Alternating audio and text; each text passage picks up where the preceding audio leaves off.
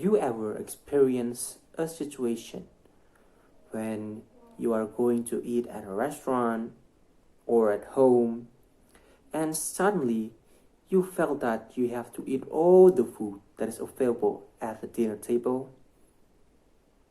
Or do you feel bad if there's a leftover food that's being wasted in the trash? And suddenly, in your mind, there's something pushes you to eat it? If the answer is yes, or you often feels like this, you have an eating disorder and you probably didn't aware of it. Eating disorders are behavioral conditions characterized by severe and persistent disturbance in eating behaviors and often associated with distressing thoughts and emotions.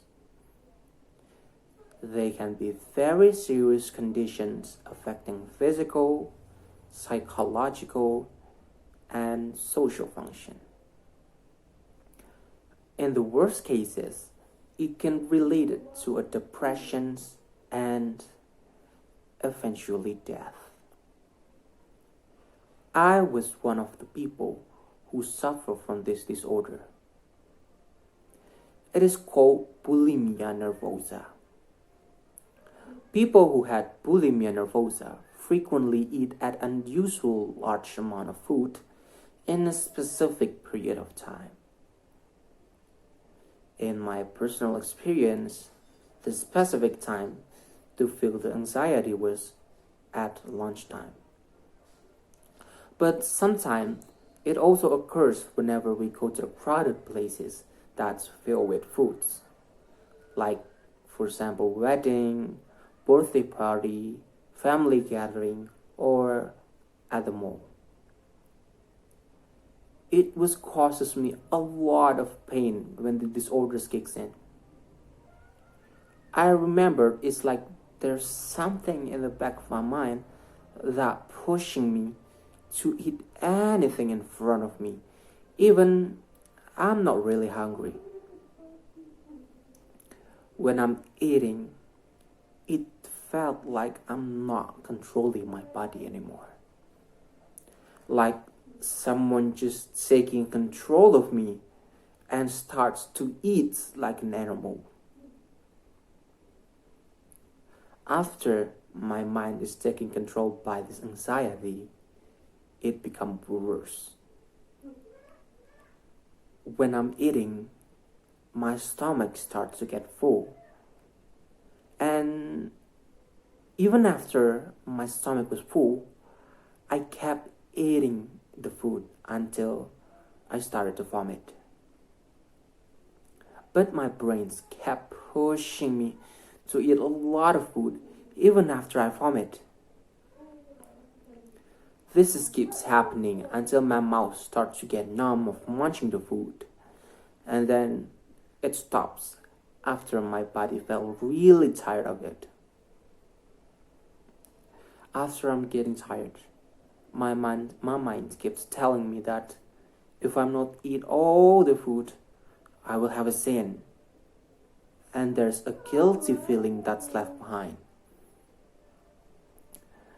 Then a problem came up when I'm going to school. A lot of my friends was bullying me, calling me bagong, lemu, and many other calls because I was fat at that time. It was a nightmare for me. It felt like nobody's care for me, and I think it's better for me to commit a suicide. But my parents was there to help me. At first, they didn't really bother me at all. They said that I was just greedy with my food. But that perspective changed when my weight stepped on at like 99 kilograms. They really scared of me, and then they immediately took me to the near hospital.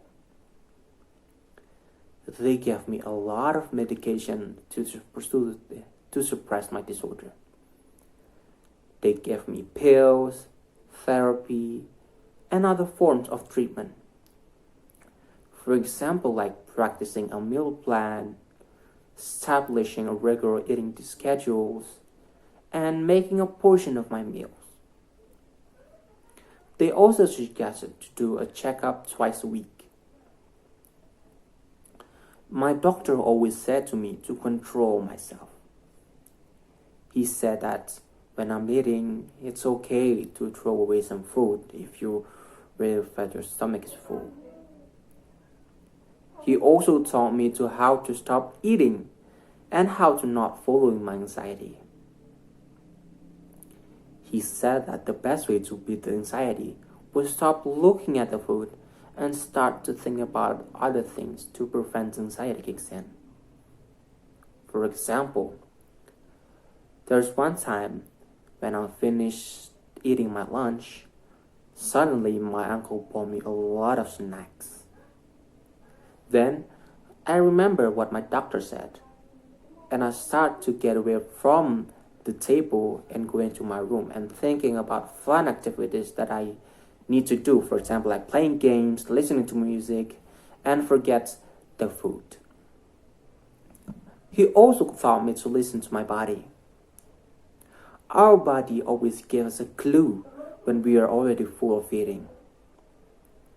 It can be through feeling a little bit sluggish, no longer enjoy the food, even though we really like it, feeling a little discomfort in the stomach area, and many more clues.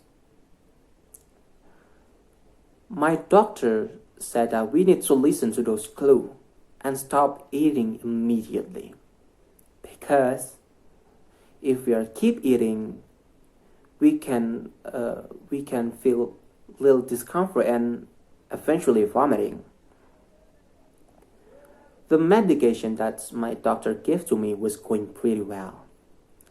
And the last time I felt the anxiety kicks in was last September at last year. And I felt really grateful for it. Because after that, I never felt the anxiety anymore. To prevent this anxiety comes again, my mother always brought me a plate of food and always told me to eat in my room.